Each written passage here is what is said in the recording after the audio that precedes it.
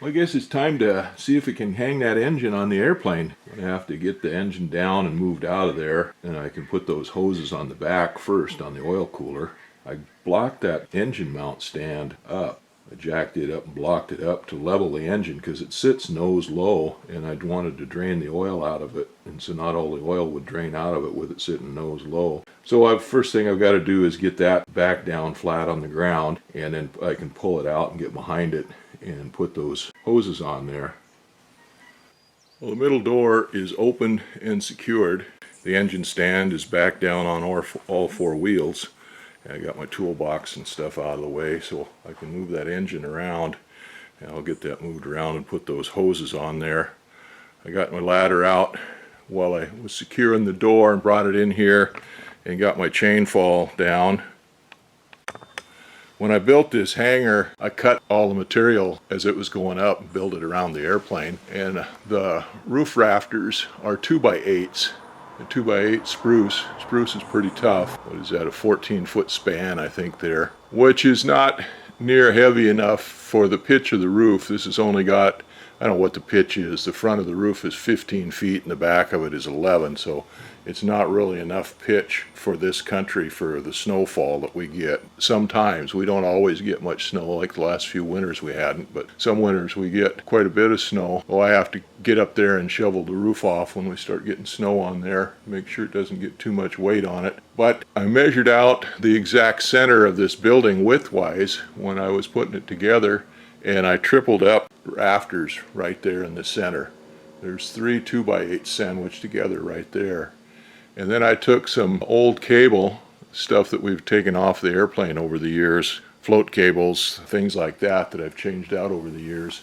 I took those cables and made loops between the gaps there in the roof boards and the sheeting and wrapped it around several times around those 3 rafters and clamped them together with a NicoPress sleeve for a loop to hook onto my chain fall. So that's what I've got to lift this with. I've picked the airplane up whole 3 or 4 times, and so it works fine for picking the engine up and putting it off. So anyway, I got my chain fall up there. I've got it onto the second to the outside loop up there. I hope that's far enough out. That looks like it's about centered over where the engine's going to go.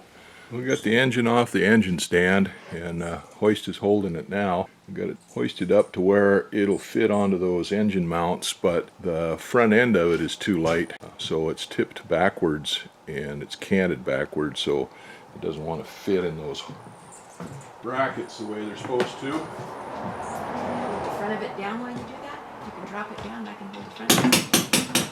Alright, got one in. This thing actually is made so you can undo this side and then just swing it around. and swing it, or undo the other side, I guess, and swing it this way. Alright, that one's in. Now, Whoa, it's too low. Oh, wait a second. Wait a second, it's pushing on it too hard. It's stuck. Come over here and look at this. yeah. It's stuck right there. You have to pull it out just a touch. I couldn't do it, so I want you to do it.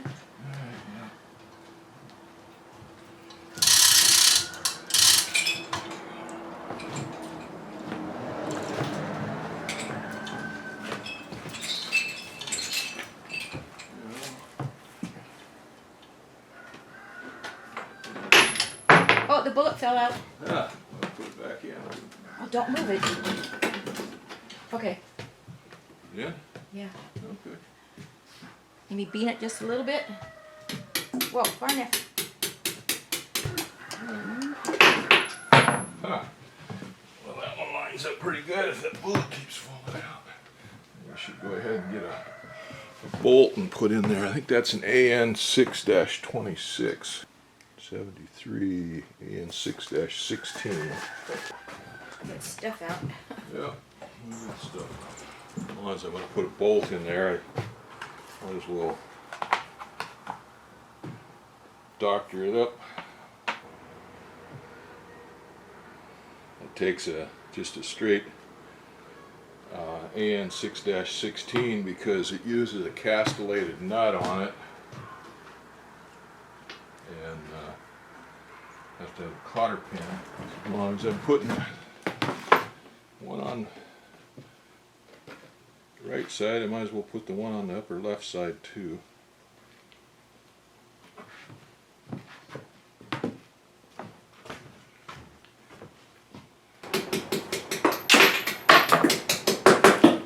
Okay. Fell out again. Yeah. Supposed to. The bolt pushed it through this time. There it went. This one's, there we go. Huh? This one's about to fall off, but when you did that, it went on again. Yeah. Okay.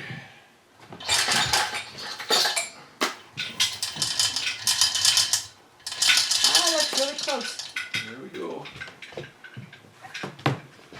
Okay. Here's some bullets. Put the bullet in it.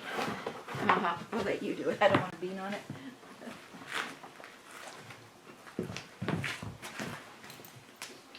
Oh, there's somebody else to do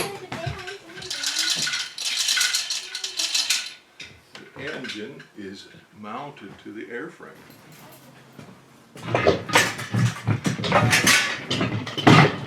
Alright, well the engine's off this little engine stand. Well, now I can get rid of it. That's one more thing out of the way. Now, we got to start taking the engine apart. Take that baffling off, drop the exhaust pipes, and a whole bunch of good stuff to get to those cylinders so I can take those off. Well, I'll get started at that.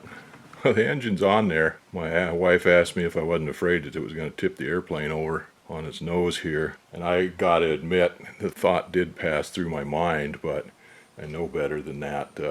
There's plenty of weight back past this pivot point here. This fuselage was actually so heavy that I could just barely lift it to get it adjusted up to level it out. When we did the wing rigging, we got it on, the engine on, and I went back there and lifted it up. I can lift it by myself now. Well, we went and lifted it up and put that tail stand down a little bit so we don't need it up like that to level the fuselage right now. Well, we pulled the pin out of it and dropped it down as far as it would go, so that would bring the engine up a little bit here. Make it a little bit easier to work on this engine. It's tipped down, canted down pretty good, and it's down pretty low. Anyway, that was kind of funny. What goes through your mind, and you know that it's not going to tip over forward because the gear that this is on, the stands that this is on, is just about in the same position that the gear would be if it was on wheels, and it doesn't tip over forward then, although the tail is pretty light. But we still don't have the propeller on here. That's going to add some more weight to it,